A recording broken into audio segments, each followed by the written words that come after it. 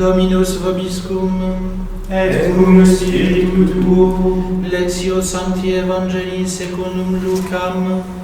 Gloria tibi Domine. En ce temps-là, au cours du repas chez un chef des pharisiens, en entendant parler Jésus, un des convives lui dit : Heureux celui qui participera au repas dans le royaume de Dieu. Jésus lui dit : Un homme donnait un grand dîner, et il avait invité beaucoup de monde. À l'heure du dîner, il envoya son serviteur dire aux invités : Venez, tout est prêt. Mais ils se mirent tous unanimement à s'excuser. Le premier lui dit : J'ai acheté un champ et je suis obligé d'aller le voir. Je t'en prie, excuse-moi. Un autre dit : J'ai acheté 5 paires de bœufs et je pars les essayer. Je t'en prie, excuse-moi. Un troisième dit : Je viens de me marier et c'est pourquoi je ne peux pas venir. De retour, le serviteur rapporta ces paroles à son maître. Alors, pris de colère, le maître de maison dit à son serviteur : Dépêche-toi d'aller sur les places et dans les rues de la ville. Les pauvres, les estropiés, les aveugles et les boiteux, amène-les ici. Le serviteur revint lui dire : Maître, ce que tu as ordonné est exécuté, et il reste encore de la place. Le maître dit alors au serviteur : Va sur les routes et dans les sentiers, et fais entrer les gens de force, afin que ma maison soit remplie. Car je vous le dis, aucun de ces hommes qui avaient été invités ne goûtera de mon dîner. Verbum Domini, Laus tibi Christe.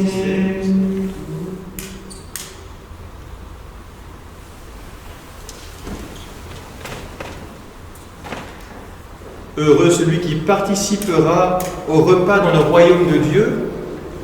En ce premier jour de confinement cultuel effectif, le Seigneur a un petit peu d'humour, nous parlait de cette manière-là, dans cette parole de l'Évangile aujourd'hui, où on entend cette exclamation à cet homme qui prend un repas avec Jésus et qui dit : Mais heureux celui qui participera au repas dans le royaume de Dieu.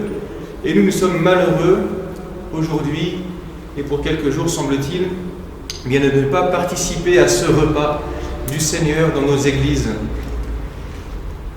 Et pourtant, c'est la parole de Dieu aujourd'hui quand même qui nous parle, qui nous interpelle, qui nous invite à nous sentir néanmoins heureux de participer un jour au repas dans le royaume de Dieu. On voit dans cet évangile comment beaucoup d'absents se font remarquer dans cet évangile. J'ai acheté un champ, j'ai 5 paires de bœufs à essayer, j'ai une famille à m'occuper, j'ai beaucoup d'affaires à faire. Excuse-moi pour ton dîner, tant pis pour cette fois-ci. On peut réfléchir à deux choses. La première chose, c'est la façon dont nous-mêmes, indépendamment de cette absence à la messe dans nos églises en ce moment, le risque pourrait d'être absent de plus que ça encore.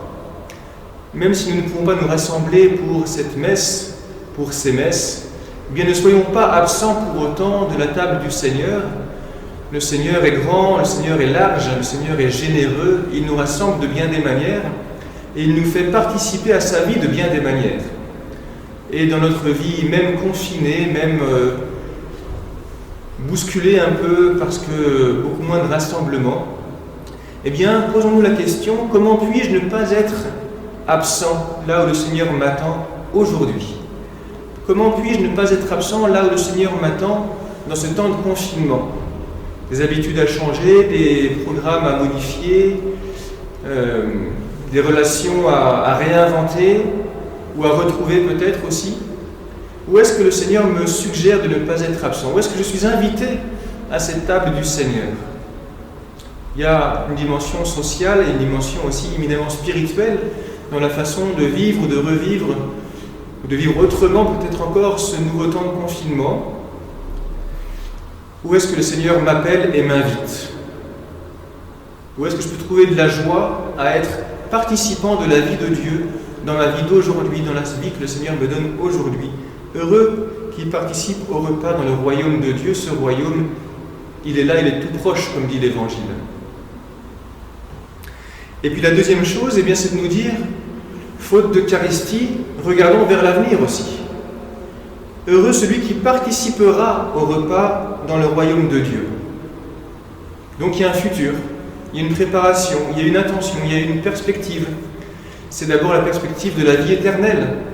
Cette privation d'Eucharistie peut nous faire davantage creuser notre désir, non seulement de la prochaine messe qu'on pourra célébrer ensemble, de la prochaine communion qu'on pourra recevoir ensemble, dans un avenir proche, je l'espère, mais aussi creuser ce désir encore plus grand de cette participation au festin des noces du royaume éternel dans la gloire, avec les saints du ciel qu'on a fêtés il y a 2 jours. Comment est-ce que ma vie de tous les jours, ma vie chrétienne, même ma vie sacramentelle lorsqu'elle est effective, comment est-ce qu'elle me prépare effectivement finalement à la vraie, à l'éternel?